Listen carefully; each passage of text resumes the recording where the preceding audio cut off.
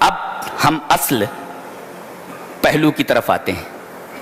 ایک ہے دعا کا ادب کیسا ہے, پہلے کیا کیا جائے پھر اس کے بعد دعا مانگی جائے. آئیے حدیث دیکھ لیتے ہیں. حدیث اس طرح, وعن ابی سعید الخدری رضی اللہ تعالی عنہ ان النبي صلی اللہ علیہ وسلم قال ما من مسلم يدعو بدعوة ليس فيها اسم ولا قطيعة رحم الا آتاه الله بها احدى ثلاث اما ان تعجل له دعوته واما ان يدخرها له في الاخرة وَإِمَّا أَن يَصْرِفَ عَنْهُ مِنَ السُّوءِ مِثْلَهَا قَالُوا إِذَا نُكْفِرُ قَالَ اللَّهُ أَكْثَرُ رواہ احمد فی مسندہ.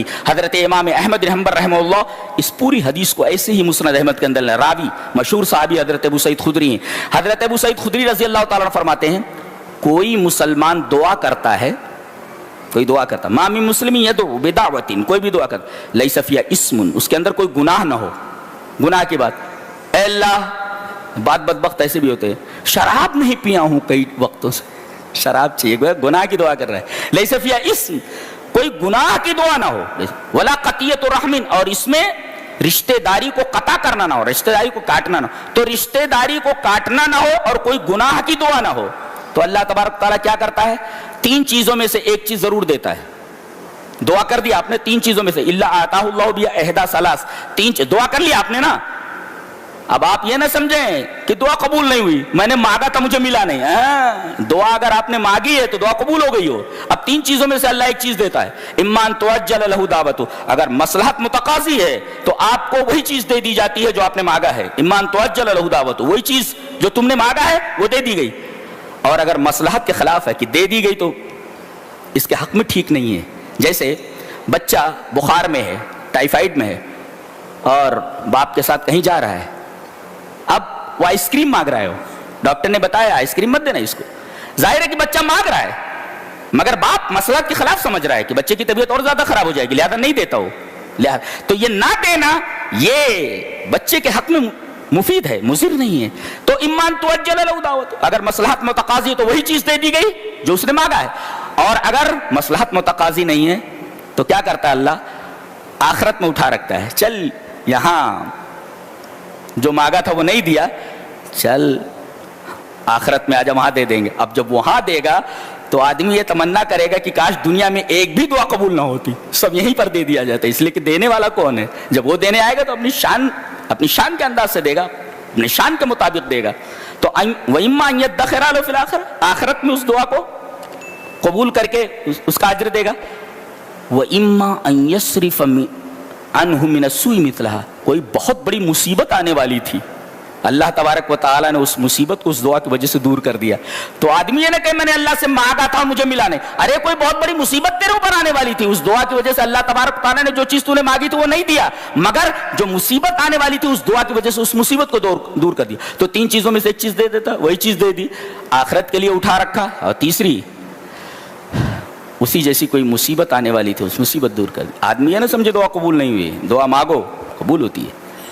اب دعا کا ادب دیکھ لیتے ہیں ایک حدیث میں. حدیث اس طرح, وعن فضالة بن عبید رضی اللہ تعالیٰ عنہ قال بین رسول اللہ صلی اللہ علیہ وسلم قاعد اذ دخل رجل فصلى فقال اللهم اغفر لي وارحمني فقال رسول الله صلى الله عليه وسلم اجلت ايها المصلي اذا صليت فقعدت فاحمد الله بما هو اهله وصل علي ثم ادعه.